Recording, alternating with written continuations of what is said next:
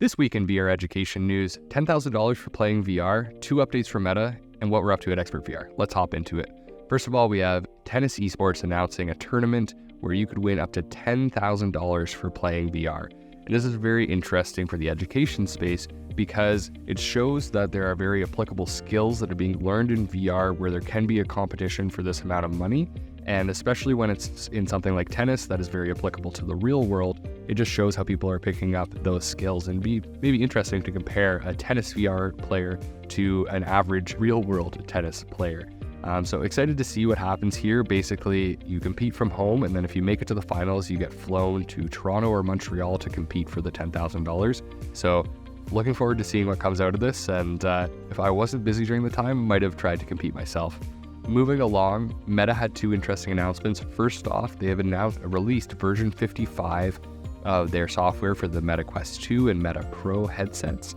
And why this is very interesting is because it can give up to a 26% CPU or GPU boost of performance to these headsets. And that's amazing because now we can create much more complex and more realistic simulations because of that performance boost. So excited to see what other developers are doing and excited for the XpertVR team to start developing with this new update. Meta also announced this week that they are lowering the age requirements for using their headsets from 13 to 10. Now, obviously, anybody before this could really jump into the headset and use it, but I'm sure there are parents that were reluctant to buying headsets for their 10 to 13-year-olds, or people maybe saw that warning and didn't want to go into VR. So this is great to get more people into VR, but the one concern I have here is that there are some studies that have been done showing that students and young kids' brains aren't fully developed until they're 13. And when they go into VR, it can actually mess with that development and kind of throw them off their equilibrium and how they balance with their brain. I'm not a scientist, so I don't know all the ins and outs of it, but basically it can be not good for kids. So I'm hoping that Meta has seen some new studies coming out that it's the reason why they're lowering this requirement, but I guess only time will tell. And then lastly, to wrap it up, XpertVR is going to be at Collision next week.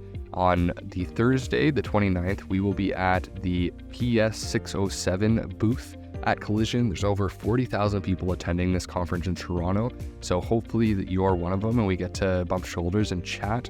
I will be around both the Tuesday and the Thursday, and other team members will be around as well, so if you see an XpertVR shirt, feel free to chat with us. We'd love to get to know you, as well as just hear what you're up to and answer any questions that you may have. But that's your XpertVR Friday recap. Hopefully you learned something new, and if you think I missed some big news about VR, or if you have any questions, pop them below and let's chat.